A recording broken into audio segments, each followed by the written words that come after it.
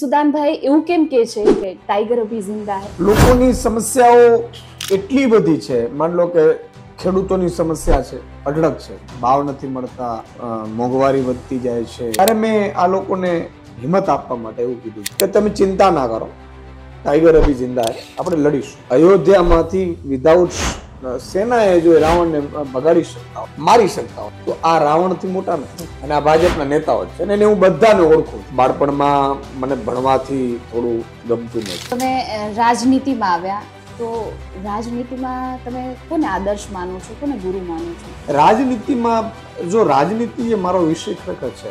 રાજનીતિમાં આવ્યો હું એ મારી મજબૂરી. પણ પછી ત્યાં જઈને પણ મેં જોયું કે ચાલો હું ચીસો પડું છું, કાંઈ થતું તો છું. નિર્ણય લેવાની શક્તિ મેં જોઈ કે પોલિટિશિયનો પાસે. મુખ્યમંત્રીઓ, મંત્રીઓ કલેક્ટરને ફોન કરે, જી સર, એસપી ને ફોન કરે, જી સર. ત્યારે મને લાગ્યું કે યાર રાજનીતિમાં એન્ટ્રી કરવી પડે. ખેતી પ્રધાન દેશ છે પણ કોઈ ખેતીને ધ્યાન નથી આપતું. બે ઉદ્યોગપતિઓ આવે લાલ જાજમ પાત્ર, કારણ કે ફંડ મળે. એટલે અરવિંદ કેજરીવાલજી જે કામની રાજનીતિ કરે છે એ શું કરે છે? ભાઈ તમને તમારા માટે સારી સ્કૂલ બનાવી હોય તો મને મત આપજો, તમારા માટે સારી હોસ્પિટલ બનાવી હોય તો મને મત આપજો, બાકી ત્યાં. નમસ્કાર, 100 વાતની એક વાતમાં આપનું સ્વાગત છે. આપની સાથે મીના. આજે એવા વ્યક્તિની વાત કરવી છે કે જેમણે રાજનીતિમાં એક નવો આયામ સાધવાના પ્રયાસ કર્યા, જેમણે બનેલી કારકિર્દી બાજુમાં મૂકીને એક સંઘર્ષનો રસ્તો અપનાવ્યો. ઊંધા પ્રવાહમાં તેઓએ લડવા માટે પોતાની કારકિર્દીથી ઉપરવટ જઈને તેઓએ એક નવી પાર્ટી જોઈન કરી. કદાચ તેમને ખબર જ હશે કે ગુજરાતમાં તેમને સંઘર્ષ સિવાય કશું નથી મળવાનું.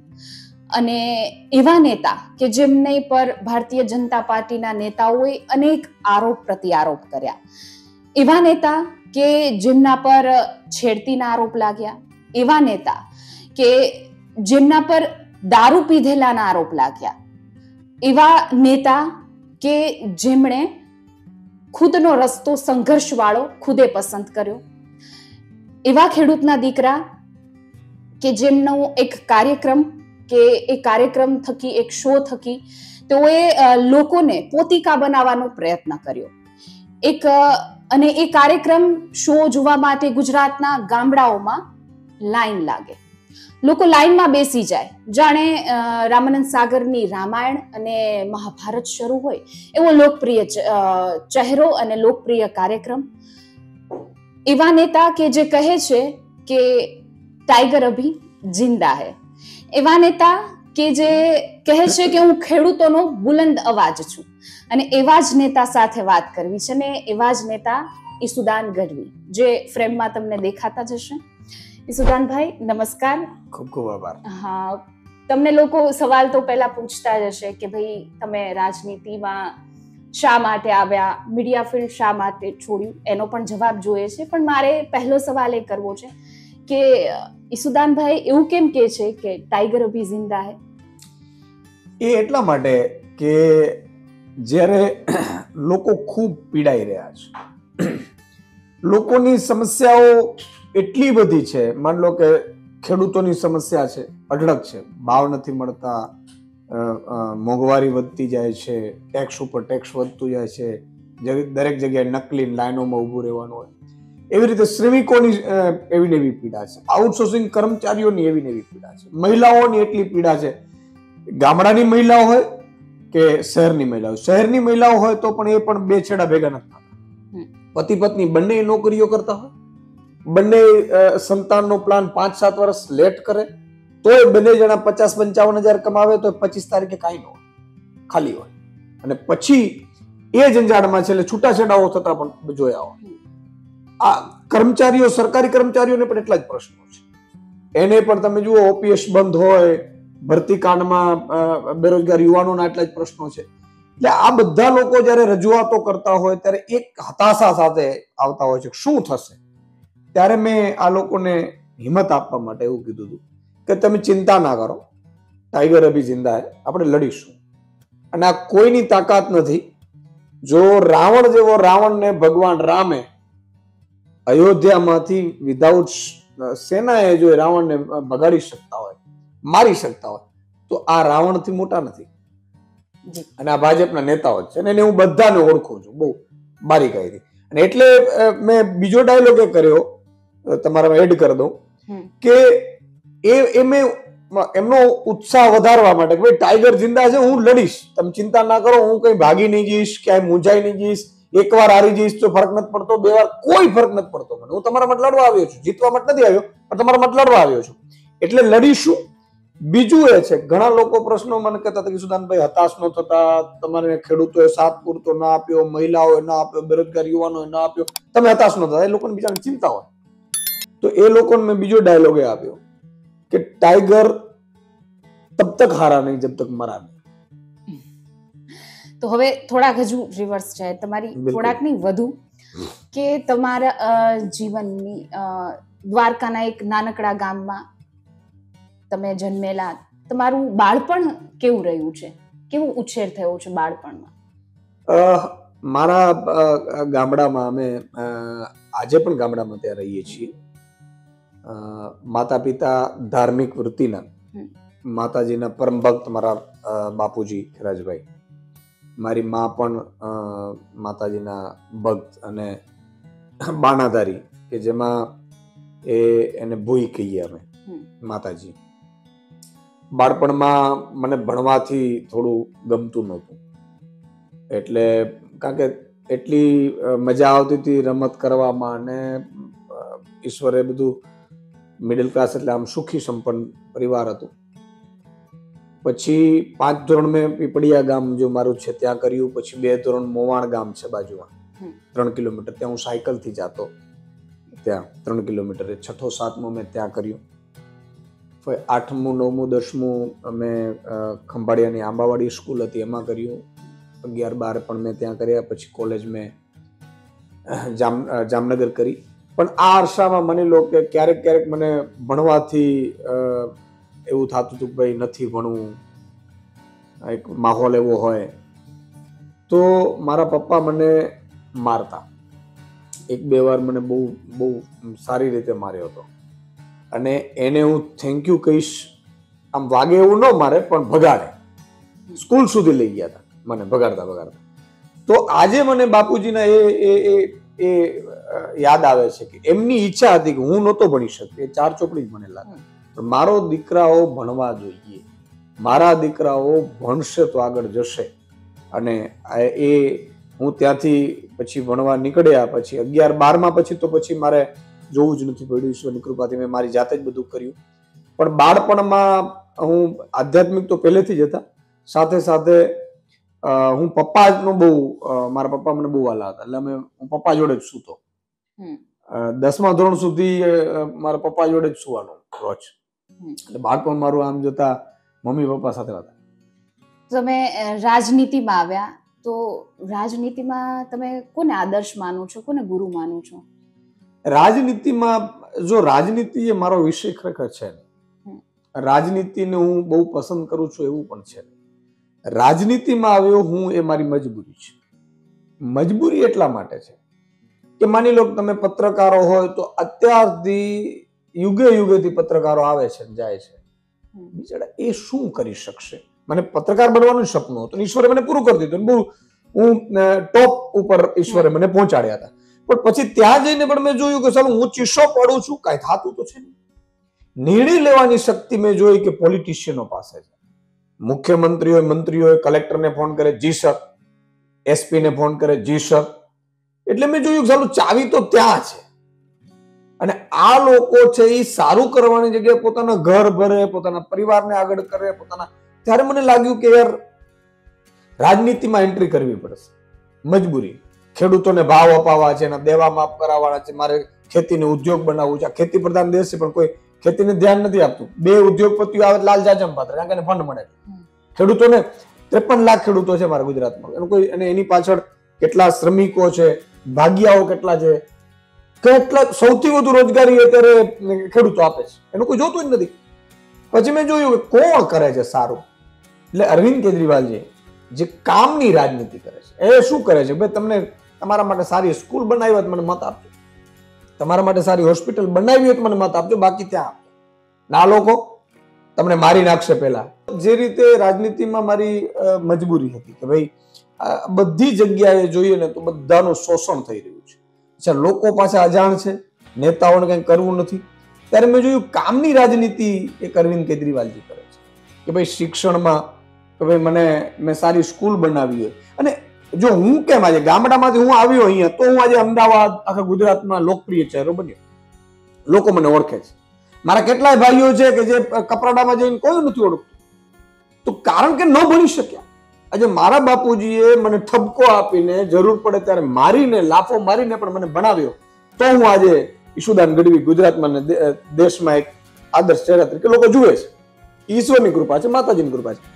તો હું ભણ્યો તો આવ્યો ને, નહીં તો હું ત્યાં ખેતી કરતો હતો, અત્યારે હું ત્યાં ટ્રેક્ટર હાંકતો, હું અત્યારે રાત્રે પાણી વાળતો હતો મારા ખેતરમાં, અને હું ભાવ માટે લાઈનોમાં ઉભો. તો સવાલ ઈ છે કે ભણતર બહુ જરૂરી છે. તો અરવિંદ કેજરીવાલજી શિક્ષણ આજે ટ્રક ચાલક કે રિક્ષા ચાલકનો દીકરો જયારે આઈએસ આઈપીએસ બનીને આવે આઈએસ, ત્યારે એને કેટલો ગર્વ થતો હશે, એની આખી પેઢી પછી આગળ વધતી. તો આ રીતે મેં જોયું તો અરવિંદ કેજરીવાલજી મારા આદર્શ છે રાજનીતિ.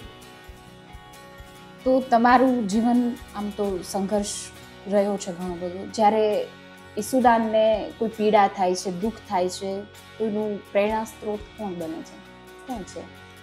બિલકુલ, દેખો આમ તો હું બહુ અંદરથી ઈશ્વરે મને ખૂબ શક્તિ આપી છે, પણ કામયમાં બહુ માનું છું. કામય માતાજી એકચ્યુઅલી મારા ગામમાં મારા બાપુજીને છોકરા નહોતા થતા, તો કામય માતાજીની મારા બાપુજીએ મારી મમ્મીએ માનતા રાખી હતી, અને એ માતાજીના મન્નતના કારણે મારું જન્મ થયું છે.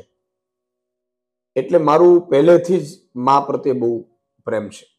આજે પણ મને ક્યાંય મને એવું લાગે, તકલીફ પડે, આ પ્રવાહમાં પણ હું જો ટકી શક્યો હું. તમે જુઓ એક સરપંચ ટકી નથી શકતો બિચારો, એને ગ્રાન્ટ ના પડે એટલે પેલો ભાજપનો ખેસ પહેરી લે છે. મોટા મોટા નેતાઓ તમે જુઓ ટકી નથી શક્યા, બરોબર છે. તો એમાં આ બધા પ્રવાહની વચ્ચે પણ કામયમાની શક્તિ, સોનલમાની શક્તિ, મોગલમાની શક્તિ એ મને ખૂબ કામ આવે છે. હું બહુ આધ્યાત્મિક છું, એટલે મને અંદરથી આમ તો મારા મમ્મી અને મારો પરિવાર છે એ તો પ્રેરણાદાયક છે જ, હોય જ, પણ અદ્રશ્ય શક્તિ મને કોઈ મદદ કરી રહી છે. જે ગમે તેવા સંઘર્ષ આવે, ગમે તેવા કારસા રચાતા હોય, તો ઓટોમેટિકલી ખુલ્લા પડી જાય છે. મારે ત્યાં સુધી આવતા જ નથી. મેં આ બહુ અનુભવ કર્યો છે, અને એટલે નથી પહોંચી શકતું. મારી નીતિ નિયત સાફ છે, સત્યના રસ્તે ચાલીએ છીએ. એટલે મને લાગે છે કે માં કામયમાનો મને બહુ ભરોસો અને એ રહી છે પ્રેરણા, અને એનાથી આજે હું જે કંઈ પણ છું સોનલમાં, કામયમાન, મોગલમાના કારણે છું. ફરી પાછા રાજનીતિ પર આવીએ તો એ કિસ્સાની વાત તમારા મુખે સાંભળવી જ કે એ ભારતીય જનતા પાર્ટીનું કાર્યાલય કમલમ હતું, ઘણી મોટી બબાલ થઈ. ભારતીય મહિલા નેતા હતા જેમને તમારા ઉપર આરોપ લગાવ્યા, અને ઈસુદાન બોલતા રહ્યા કે સોગંદ ખાઈને કહું છું દારૂ નથી પીતો. એ સમગ્ર ઘટના શું? એકચ્યુઅલી આ બેરોજગાર યુવાનોનો પેપર ફૂટતા હતા. મેં વિચાર કર્યો યાર કે 50 લાખ યુવાનોનો સાથે ભાજપ એક પેપર નહીં, બે પેપર નહીં, 5 પેપર, 10 પેપર, 15 પેપર ફોડે. તો આજે યુવાનો કુંવારા કેમ રહે છે? ગામડાઓમાં અત્યારે યુવાનો કુંવારા છે, વાંઢાઓ, જેને આપણે દેશી ભાષામાં કહીએ, બિચારા વાંઢાઓનું સંગઠન બને ને તો ભાજપ પડી જાય. એટલા જ બિચારા, કારણ કે હવે જ્યાં સગાઈ કરવા જાય ને તો દીકરો શું કરે કે તૈયારી કરે પરીક્ષાની, એટલે અંદરથી મમ્મી રસોડામાંથી આવે દીકરીની કે હમણાં અમારે વિચાર નથી. એવી રીતે કેટલી દીકરીઓની સગાઈઓ એમ હોય કે ભાઈ મારે કરવી છે, મમ્મી પપ્પા પ્રેશર કરતા ભાઈ હવે તું મોટી થઈ સગાઈ કર, પણ એ એમ વિચારતી હોય કે હમણાં મેં પેપર પરીક્ષા આપી છે, હમણાં ક્લાસ 1 અધિકારી બનીશ, ક્લાસ 2 બનજી, એમ કરીને. તો જેટલા બેરોજગાર યુવાનો છે એક સપનું લઈને આવતા હોય સરકારી નોકરી, આ લોકો પેપર ફોડતા હતા. અમે નક્કી કર્યું કે યાર સરકાર ક્યાંથી ચાલે છે, તો કમલમથી. મેં કમલમ ઘેરો, અને કમલમ ઘેરવામાં વાંધો શું છે? અરવિંદ કેજરીવાલજીનું ઘર ઘેરે છે ભાજપ, જયારે એને પ્રદર્શન કરવું હોય તો અહીંયા કોંગ્રેસ કાર્યાલય ભાજપના નેતાઓ ઘેરે છે, અહીંયા ઘરે છે. કમલમ ઘેર્યું તો મારે બહુ દુઃખ સાથે કહેવું પડે છે, ભાજપના મુખ્યમંત્રી ને ગૃહમંત્રીએ, ભાજપના એ લોકોએ ષડયંત્ર રચ્યું કે આમની ઉપર 19 કલમો લગાડો. પેપર ફોડનાર ઉપર ન લગાડીને એટલી પેપર ફોડવાના વિરોધ કરવામાં અમે ગયા, લગાડ્યું. પછી એ લોકોએ કીધું ઈશુદાન ગઢવી છે જેને લોકો ખૂબ માને છે, બરોબર છે, એના ઉપર એવા દાગ લગાડીએ કે જેનાથી કેટલાક જે એને માનનારા છે એ એનાથી છૂટા પડે. આ લોકોની ભાજપની સ્ટ્રેટેજી, પણ એ સ્ટ્રેટેજીની ઊંધી પડી. છેડતીની ફરિયાદ લગાડી. અચ્છા, છેડતીની ફરિયાદ 96 લોકો સામે કરી છે. ટીવીમાં એવું જ આપ્યું કે ઈશુદાન ગઢવીએ છેડતી કરી. અમારી 28 મહિલાઓ છે એમની ઉપર છેડતી કરી. હવે તમે મહિલાને કઈ રીતે મહિલાની છેડતી કરતા હશો મને ખબર નથી, બરાબર છે. તમે વિચાર કરો. અચ્છા, એ બે બહેનોનું મારે નામ નથી લેવું કે જેમની કારકિર્દીમાં ક્યાંક મારો પર રોલ હતો, બરાબર છે, એમાં આપણે પડવું નથી. પણ સવાલ એ નથી, એ બહેનોનો વાંક નથી, બહેનોને કોકે કીધું જ હશે. અચ્છા, ત્યાં અમે બેઠા હતા બધા, સીસીટીવી છે. બહેનો તો મેં કદાચ જોઈ નથી, દૂર હતી બહેનો, તો મને તો દેખાઈ જ નથી, કારણ કે અમારા કાર્યકર્તાઓ આગળ બેઠા હતા, અમે પાછળ હતા. આગળ અમારા પગથિયા ઉપર તો બધા કાર્યકર્તાઓ હતા. એ કિસ્સા પછી ત્યાંથી પોલીસ મને એમ કહે છે કે સાહેબ તમે આવો, એટલે હું પાછા પગ ભરું છું, બરોબર છે. એટલે એ ડીવાયએસપી મને ધક્કો મારે, એટલે સ્વાભાવિક પગ લથડી જાય. એ પગ લથડી જાય, મારે કેપ પહેરેલી હતી એ અહીંથી ઉડી જાય. ગોપાલભાઈને નીચે એ લોકોએ પાડી દીધો હતો, એટલે મેં કીધું ગોપાલભાઈને, એટલે હું ઉપાડવા જતો. એમાં 2-4 લોકો ધક્કો માર્યો સીધો અને હુમલો કરવાની કોશિશ કરી. એટલે જો કે એસપી હતા ત્યાં એને પોતે લાઠી લઈ લીધી. આ આખા કાંડમાં તમે વિચાર કરો, ભાજપના નેતાઓ ગુંડાઓ બની ગયા, બરોબર છે. મારે ન કહેવું પડે, મારા કેટલાય મિત્રો છે. અને ગુંડાગીર્દી આટલી હદે કોઈ પણ કાર્યાલયમાં જાય. તમે કોંગ્રેસના કાર્યાલયમાં નથી જતા, તમે અરવિંદ કેજરીવાલ ઘર ઉપર નથી ગયા, ઘર ઉપર ગયા છે તો ક્યાં એ લોકો અરવિંદ કેજરીવાલ લાકડી લઈને નીકળે. સ્વાભાવિક છે, શાસકનું કામ ને વિપક્ષનું કામ પ્રજાના હિતનું હોય. શાસકે સાઇન કરવાની, આદેશ કરવાનો, વિપક્ષે ક્યાંય ભૂલ કરતા હોય તો મુદ્દો ઉઠાવવાનો હોય.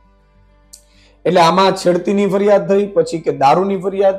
11 દિવસ પછી જયારે હું છૂટીને આવ્યા, 12 દિવસ પછી સાબરમતી જેલમાંથી, તો બીજા દિવસે પાછો મારા ઉપર દારૂનો કેસ કર્યો. હવે દારૂ તો એટલા માટે કે નહીં કે જિંદગીમાં દારૂ, કારણ કે મારા સોનલમાની બાધા હોય, અમારે માંસ અને દારૂ હું ખાતો નથી કે નથી પીતો. મેં દમણમાં નોકરી છે તો કહે કે જિંદગીમાં મેં પીધું નથી. અચ્છા, પત્રકાર મિત્રોને મને ત્યારે દુઃખ એ પણ લાગ્યું, ઘણા પત્રકારો પોતે ચલાવતા હતા ચેનલ.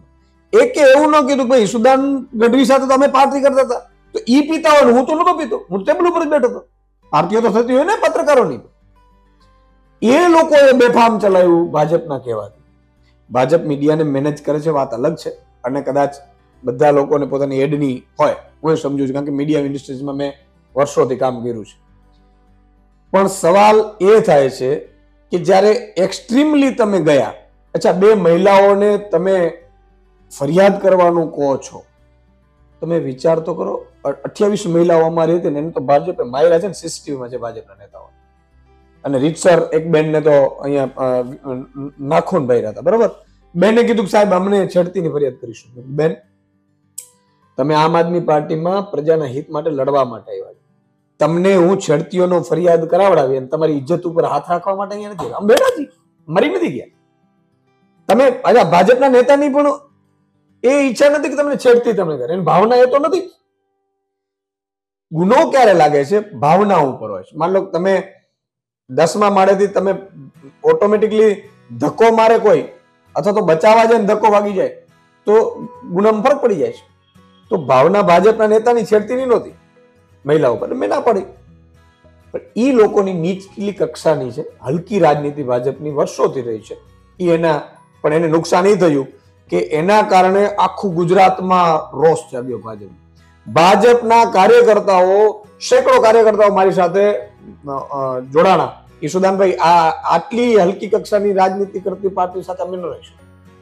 તમારો ઉપર છેડતીનો ફાયદો, તમારા ઉપર દારૂનો આરોપ કર્યો, બરાબર છે.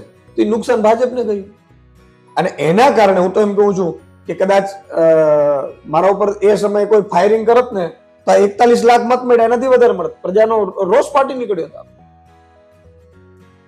તો તમારું મીડિયા ફિલ્ડ છોડવા પાછળનું કારણ કે તમારી લોકચાહના એકદમ ચરમસીમાએ હતી. સરસ મજાનો કાર્યક્રમ જનતા બહુ જ પસંદ કરી રહ્યા હતા અને ગામડા સુધી અને ખેડૂતોનો તમે અવાજ બન્યા. અને હવે નેતાઓને પૂછે એટલે સ્વાભાવિક રીતે છે કે તમે રાજનીતિ શું કામ જોઈન કરી, તો કે જનતાની સેવા કરવા માટે. પણ એક પત્રકાર રીતે તમે એ સેવા જ કરી રહ્યા હતા, તમે ફિલ્ડ કેમ ચેન્જ કરી? સેવા પત્રકાર છે એ સેવા જ કરે છે, નથી કરતો એવું નથી. પણ માન લો કોઈ એનજીઓ છે એ સેવા જ કરે છે. માન લો કોઈએ નક્કી કર્યું ભાઈ આપણે એનજીઓ કરવા છે ને 20 લોકોની ટીમ બનાવીને ફંડ ધીરે કરીને 10 લોકોના મકાન બનાવડાય આખી જિંદગીમાં, સેવા જ. કોઈ કલાકાર હોય, કોઈ આર્ટિસ્ટ હોય, એ પોતે ઝૂંપડપટ્ટીના સારા સારા મકાન બનાવતો, પણ એ જિંદગીમાં બનાવીશ કેટલા શકશે? 25-50, એનાથી વધારે તો નહીં. પત્રકાર છે એ સેવા જ કરતો હોય, સ્ટોરીઓ બતાવીને કોઈ પગલા લે, કોઈ ન લે, ખનીજ ચોરીના પગલા લેવાય, ક્યારેક ન થાય. પણ રાજનીતિમાં તમારે માની લો કે ઈશુદાન ગઢવી મુખ્યમંત્રી અત્યારે બની ગયો 22માં, તો ખેડૂતોનું દેવું માફ એક ઝાટકે થઈ જાય, 53 લાખ ખેડૂતોના ઘરે દિવાળી થઈ જાય. એ હું પત્રકાર તરીકે ન કરી શકું. મારે સપનું હતું અમદાવાદ, વડોદરા, સુરત, રાજકોટ, જામનગર ને ભાવનગરમાં 100 સ્કૂલો એક વર્ષમાં આલા ગ્રાન્ટ ડીપીએસ ને ટક્કર મારે નવી બનાવી.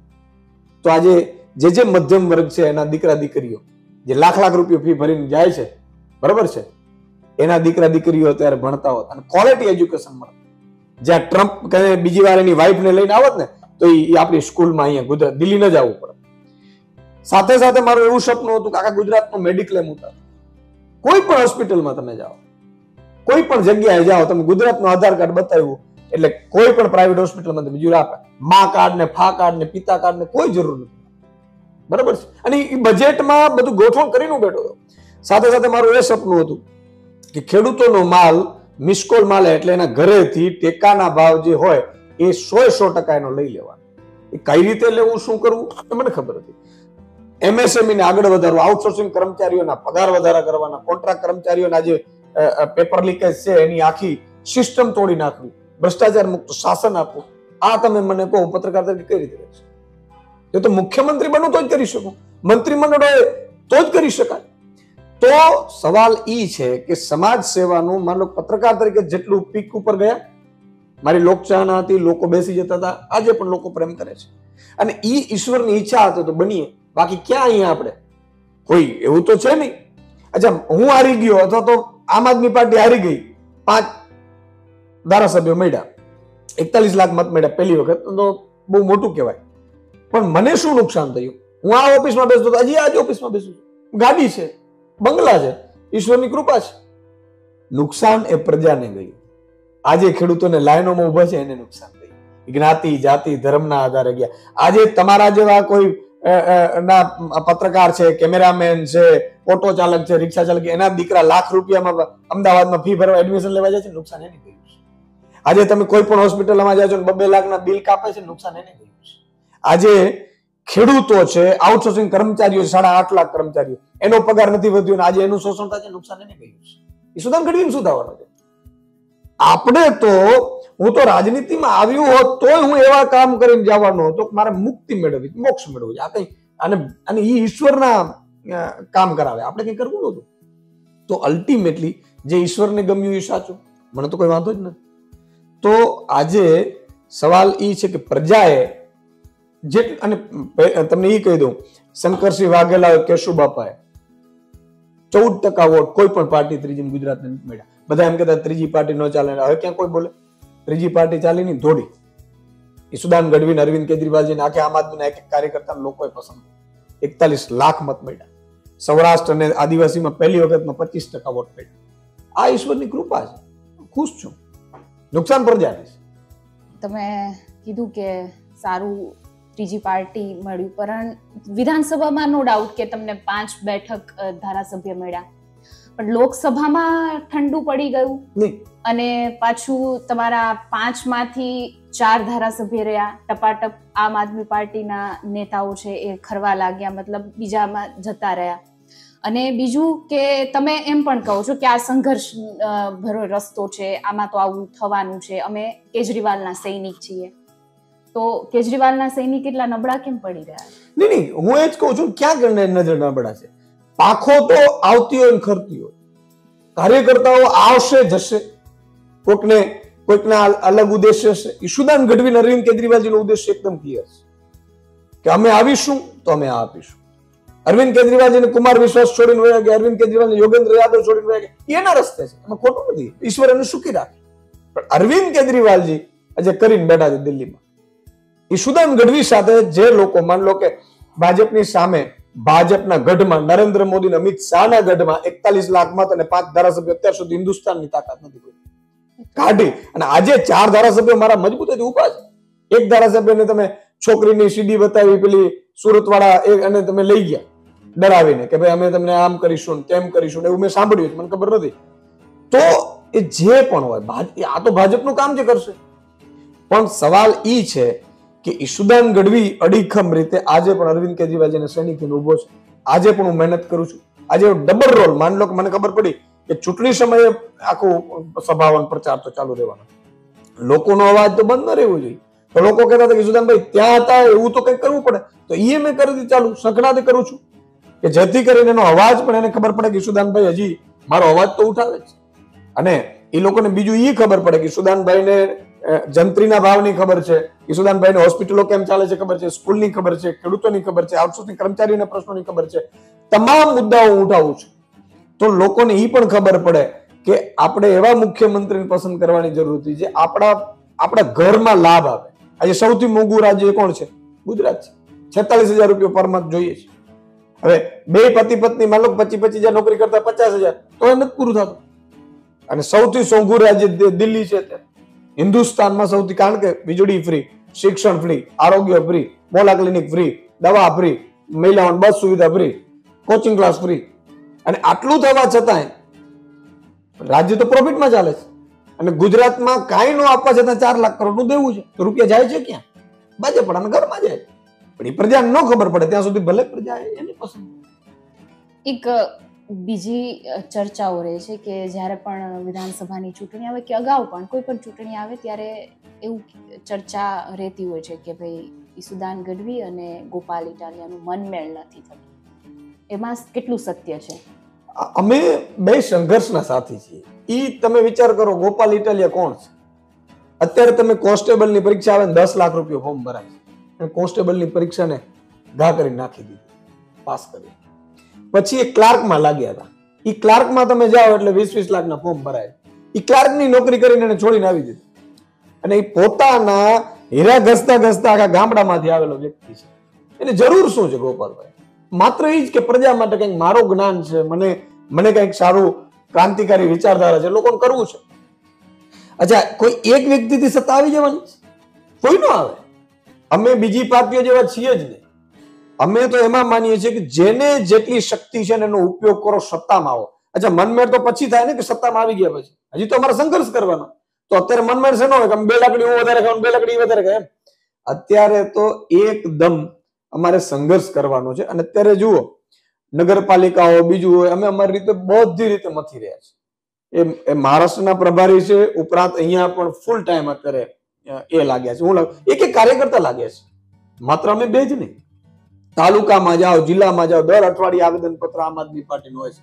સાહેબ, કોઈ પાર્ટી તો બતાવો કે જે ચૂંટણીના 6 મહિના પહેલા જાગતી હોય છે. અત્યારે 2 વર્ષ થયા અમે લગભગ ઓછામાં ઓછા કાર્યક્રમ કર્યા તો 1000 કાર્યક્રમો અમે ગુજરાતમાં કર્યા 2 વર્ષમાં. વિચાર તો કરો, નાના મોટા એટલે ઓલમોસ્ટ દિવસનો 1 કે 2 કાર્યક્રમો થાય છે. એના દરેકના એ હોય છે પાસાઓ. તો કહેવાનો અર્થ એ છે કે આપણે સતત કામમાં માનીએ છીએ. એટલે અને બીજું કે અમારા માટે ગુજરાતની જનતા અરવિંદ કેજરીવાલજીની વિચારધારા મહત્વની છે. આજે તમે જુઓ, બધા જ રાજ્યોનું જોઈ લો અને ગુજરાતની આમ આદમીની ટીમ જોઈ લો, આજે પણ અડીખમ રીતે મજબૂતાઈથી ઊભી છે. કેટલાક લોકોને ડરાવી, ધમકાવી, 400 પારના નારામાં લોલીપોપ આપીને લઈ ગયા. બની શકે એના કેરિયર ઉપર જોખમ મૂક્યા. જે લઈ જશે ને ભાજપ કોને આપવાનું? ભાજપને ક્યાં જરૂર છે? એ તો આમ આદમી મજબૂત ન થાય એટલે ભાજપ લઈ જતી. એ આ બિચારા સમજ્યા નહીં. જેને કેટલાક જગ્યાએ તો મેં વિધાનસભાની ટિકિટો ઉપર લડ્યા, એ લોકો ભાજપમાં આવ્યા ગયા છે. મને તો એ વાત છે, જિંદગીમાં એકવાર ટિકિટ આપે, મને આપી દીધી, હવે અરવિંદ કેજરીવાલજી જે આદેશ કરે મારા માટે માને, કારણ કે તો જ પાર્ટી સત્તા ઉપર આવશે. આ વિચારધારા હોવી જોઈએ. અને એવા આમ આદમી પાર્ટીના આખા સૈનિકો તૈયાર થઈ રહ્યા છે કે જે માત્ર ને માત્ર ટિકિટ માટે નહીં, હોદ્દા માટે નહીં, સન્માન માટે નહીં, સ્ટેજ માટે નહીં, પણ ગુજરાતની જનતાની પીડા માટે લડશે એવા આખા તૈયાર થઈ રહ્યા છે. તો હજુ એક આરોપ છે, જનતા મતલબ હજુ ચર્ચાઓ થતી હોય છે કે ઈશુદાનભાઈ ભલે એમને સંબંધ કેમ રાખવા એમને ખબર છે, ભારતીય જનતા પાર્ટી ઉપર આરોપ પ્રતિ આરોપ બધું કરે, પણ પાછું એ વાળી લે છે. એ બહુ પ્રેક્ટિકલ છે. ઈશુદાનભાઈ પ્રેક્ટિકલ બહુ છે કે સંબંધ ક્યાં સાચવવા ને એમને આવડે છે. જો એક વસ્તુ બહુ ક્લિયર છે, હું ક્યારેય દ્વેષ ભાવના રાખતો નથી. હું આધ્યાત્મિક માણસ છું, ઈશ્વરે જે આપ્યું છે એમાં ખુશ છું. મારા માટે હવે કાંઈ કરાવવાનું થતું નથી. મેં 16 વર્ષની પત્રકારત્વની કેરિયરમાં મેં ક્યારે મારી ફાઇલ પાસ નથી કરી. નહીં તો મારી ફાઇલ ગમે ત્યારે મતલબ ઘણા લોકો મેં કોઈ દિવસ કામમાં પડતો નથી. મારા કામ ક્યારે અટકતા નહોતી. અને હું તો એમ કહું છું, શાસક વિપક્ષમાં શાસકને તાકાત મળી, સાંજે 5-6 વાગે વોટિંગ પૂરું થાય કાઉન્ટિંગ, એટલે શાસકનું કામ કરે, વિપક્ષનું કામ કરે. પણ એનો અર્થ એ નથી કે હું દુશ્મની કોઈ સાથે રાખું. મારી કોઈ જોડે દુશ્મની નથી. આજે પણ કોઈ પણ સ્ટેજમાં ભાજપનો નેતા મળે છે, કોંગ્રેસનો નેતા, અધર પાર્ટીના, અમે ભાઈઓની જેમ રહીએ છીએ. આપણી કામગીરી સિસ્ટમને લઈને છે. મારો વિરોધ છે એ સિસ્ટમને લઈને છે. ભાજપમાં કારણ કે વર્ષોથી 15 વર્ષ ત્યાં પત્રકારમાં ભાજપના અમારા અંગત મિત્રો છે, દરેક પાર્ટીના છે. પણ એનો અર્થ એ નથી કે એ પાર્ટીમાં જે ખોટું થઈ રહ્યું છે એ મુદ્દો ના ઉઠે. બધે મુદ્દે માનો કે આજે મુખ્યમંત્રી છે એ પણ મારા મિત્ર, બધા લોકો ઘણા મિત્રો છે મારા. તો મિત્રો હોવું, દ્વેષ ભાવના ન હોવી. અને તમે વિચાર કરો, મહારાષ્ટ્રની પોલિટિક્સ હવે ધીરે ધીરે બગડવા માંડી. મહારાષ્ટ્રની પોલિટિક્સ એવી છે, આમ આદમી પાર્ટીના સ્થાપના દિન હતું તો ભાજપના ત્યાં ધારાસભ્ય ચાલુ સિટિંગ ઉજવણી માટે આવે છે, ભાજપના ધારાસભ્ય. તો એ મનમેળાવથી તમારી પોલિટિક્સ હોવી જોઈએ. આ તો કમલમમાં તમે જાઓ ને છેડતી કરાવડાવે, એ લોકોને મુબારક. અને સરકાર આવશે તો એને જવાબે આપવું પડશે. આમાં ક્રોસ એફઆઈઆર થાય. આ તો કઈ ભાઈ તમે વેર કર્યા છે તો વ્યાજ સાથે વસૂલાત તો થશે. જે લોકો છે, ઇવન અધિકારીઓ કે જે નેતાઓ છે, જે વિન્ડિક્ટિવ મારી પાછળ જે કર્યું છે ખેલ, એને ભોગવવું તો પડશે. હું સારો છું પણ રાવણો માટે સારો નથી. રાવણો માટે હું રામ જ છું. યાદ રાખે કે આજે જ્યારે સત્તા ઉપર આવશે ત્યારે જે જગ્યા ઉપર બેઠા હશે ત્યાંથી ઉપાડીને એને જેલના સળિયા દેખાડવામાં આવશે. અને ફાઇનલ છે, એમાં કોઈ બે મત જ નથી. હજુ એક એવો આરોપ કે ઈશુદાનભાઈ મહત્વકાંક્ષી બહુ છે, આમાં કેટલું સત્ય છે? મહત્વાકાંક્ષી તો શું હોય આમાં મહત્વાકાંક્ષી એટલે મહત્વાકાંક્ષી બે રીતે હોય. એક તો પોતાના માટે કંઈક કરીને પેલું ભોગવવાનું એ હોય. બીજું હોય કે જ્યાં સ્ટેજ ઉપર જઈએ ત્યાંથી લોકોનું ખૂબ ભલું થઈ શકે. તો એ બાબતે હું મહત્વાકાંક્ષી ચોક્કસ છું કે સરકાર આવશે. હું બધાને આમ આદમી પાર્ટીને એક કાર્યકર્તાને કહું છું કે મન મેટાવો. તમે શેના માટે લડો? તમે શેના માટે અપેક્ષા રાખો? બરોબર છે, તમે એક જ અપેક્ષા રાખો કે આમ આદમી પાર્ટીની સરકાર બને. આજે અરવિંદ કેજરીવાલની સરકાર બની તો આજે સારી સ્કૂલો થઈ. ભાજપની હોત તો પતાવી દે. ભાજપને આવત તો ત્યારે વીજળી ફ્રી નો સૌથી મોંઘી અદાણીને આપી દે. ભાજપની ત્યાં દિલ્હીની સરકાર હોત તો ત્યારે બધી પ્રાઇવેટ સ્કૂલો ભાજપ વાળાની હોત, જેમ ગુજરાતમાં છે. પંજાબમાં સરકાર આવી તો ત્યારે 300 યુનિટ વીજળી ફ્રી મળે છે. મોહલ્લા ક્લિનિક ચાલુ થઈ ગયા, સારી સ્કૂલો ચાલુ થઈ ગઈ, ખેડૂતોને વળતર મળવા માંડ્યું. તો મહત્વાકાંક્ષા એવી રાખો કે જ્યાં આપણી સત્તા આવે તો પ્રજા લાખો લોકોનું આપણે ભલું કરી શકીએ. અને એના કેટલા આશીર્વાદ મળે. આજે 53 લાખ ખેડૂતો છે, એના દેવા માફ થાય. હું એમ કહું છું આ અનિલ અંબાણીને આપણે નરેન્દ્રભાઈ મોદીની સરકારમાં અનિલ અંબાણીને 47,000 કરોડ માફ થઈ ગયું. કોઈને તકલીફ નથી, નાથી બજેટ ખોરવાતું. અને મળ્યું કોને? એક અનિલને. એટલે ભાઈ ધીરુભાઈ દીકરા હોય એનું જરૂર નથી કઈ આપણે ઘર જમાઈને રાખીએ. ઈ 47,000 કરોડ ખેડૂતોને માફ થયા હોત. કેટલા ખેડૂતોની દિવાળીઓ સાહેબ થઈ જાય. એના દીકરીને લગ્ન કરાવવાના હોય, દીકરાને ભણાવવાનું હોય, દીકરીઓને તૈયારી, ગાંધીનગરમાં તૈયારીઓ કેટલી મોંઘી થઈ ગઈ છે. આ વિચાર સાથે હોવું જોઈએ. તો મહત્વાકાંક્ષી એવી હોવી જોઈએ. મને પર્સનલ હવે ઈશ્વરે, હું આધ્યાત્મિક લેવલે એ પહોંચી ગયો છું કે મારે હવે મારા માટે કશું જોઈતું નથી. તો એ મને એમ કે ને કે બેઠું પ્રધાનમંત્રીની સીટ તારા માટે આપી તો મને નથી જોતું. મારા માટે કશું નહીં, પણ પ્રજા માટે જીવ આપવું હોય તો આપી દેવા. હવે એક સવાલ કે જો કે તમે એનો અગાઉ જવાબ આપી ચુક્યા છો, પણ તો બી થોડુંક વિસ્તૃત રીતે કે તમે સીએમ બનો છો તો પહેલું તમારું પ્રાધાન્ય શું રહેશે લોકો માટે? કયો મુદ્દો રહેશે? કઈ એવી વસ્તુ છે કે જે તમે કરશો પહેલા પ્રાધાન્યમાં? પહેલા તો મારું ખેડૂતોનું દેવ માફ કરીશ. બરોબર છે. ખેડૂતોના દેવ માફ થયા પછી ખેતીને ઉદ્યોગ બનાવવા માટેની મહેનત કરવી પડે. માનો એકવાર દેવા માફી થઈ ગઈ, એનાથી ખેડૂતોનું ભલું નથી થઈ જવાનું. તો એના માટે માનો મગફળી કેટલામાં વાવાય છે, જીરું કેટલામાં વાવીશું, શિયાળુ પિત્તમાં કપાસ કેટલામાં છે, તો દેશ વિદેશોમાં એની કઈ રીતે થશે, પછી ગોડાઉનો કેટલું આપણે સંગ્રહ કરવું પડશે, કેટલું શિંગદાણામાં વપરાશે, એ બધી ગણતરીઓ પહેલાથી કરી દેવી પડે. કેટલા ભાવ આપી શકીશું, કઈ રીતે આપી શકીશું, આ રીતનું. એટલે ખેડૂતોને પૂરતું ભાવ મળે. સાથે માન લો કે સમજાવું, જયારે 1000 રૂપિયા 10 વર્ષ પહેલા ભાવ હતા ને મગફળીના, ત્યારે 1400 રૂપિયા સિંગતેલના ડબ્બાનો ભાવ હતો. આજે 1000 જ છે. સિંગતેલનો ભાવ 3000 છે ડબ્બાનો. તો આ નરેન્દ્રભાઈના કયા સિસ્ટમના કારણે એટલું વધી ગયું? તો આ બધી વ્યવસ્થાઓ છે એ કરવી પડે. બીજું મારું સપનું છે કે દરેકને મારે શિક્ષણ સારું આપવું છે. તો ગામડામાં 18,000 ગામડા છે, તો 1-1.5 વર્ષની અંદર તાલુકા લેવલે, જિલ્લા લેવલે એવી ટોપ ક્લાસ 3-3 બાળકો ભણી શકે એવી સ્કૂલો હોય કે જે આવનારી પેઢી હોય, તરત જ 5-10 વર્ષ 15 વર્ષ પછી જે પેઢી તૈયાર થાય એ અમેરિકા UK વાળા સાથે સીધી ડીલ કરી શકે. બરોબર છે. એક ઘરમાં એક દીકરાને ભણાવી લેવાનો અને એક મોટા કુટુંબમાંથી એકને સરકારી નોકરી આપી દેવાની, જેથી કરીને એક કુટુંબ ઉપર અન્યાય ન થાય. માન લો કોઈ PSI બની ગયો, તો PSI એક છોકરો બની ગયો છે ને, તો એના આખા કુટુંબ ઉપર કોઈ પોલીસ વાળો અત્યાચાર નહીં કરી શકે. કોઈ શું કામ? એ તરત જ કહેશે, એટલે પેલા કાનૂનની ખબર હશે. તો દરેક નાના નાના સમાજો છે, માન લો કે દેવી પૂજક સમાજ છે, નાના જે સમાજો છે, એને આપણે હંમેશા કચડાઈને રાખ્યા છે. તો આ બધામાંથી એના માટેની એક વ્યવસ્થા, કર્મચારીઓને કાયમી કરવાની વ્યવસ્થા, મહિલાઓ માટે દર મહિને એક એમાઉન્ટ ફિક્સ એના ખાતામાં આવે, એટલે મારી મહિલા બેન દીકરી છે એકદમ સ્વનિર્ભર થઈ જાય. માનો મહિલા મુખ્યમંત્રી બને તો એના પરિવારને જમીન મળે છે, એના પરિવાર જલસા મારે, બીજી મહિલાઓનું શું?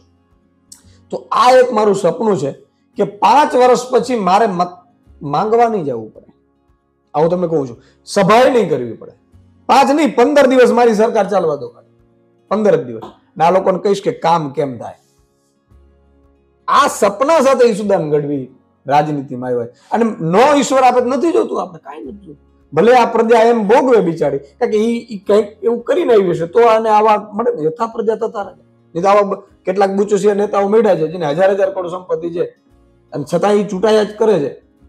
તો એ પ્રજાએ પાપ કર્યા છે, આપણાથી ક્યાંક પાપ થઈ ગયા છે.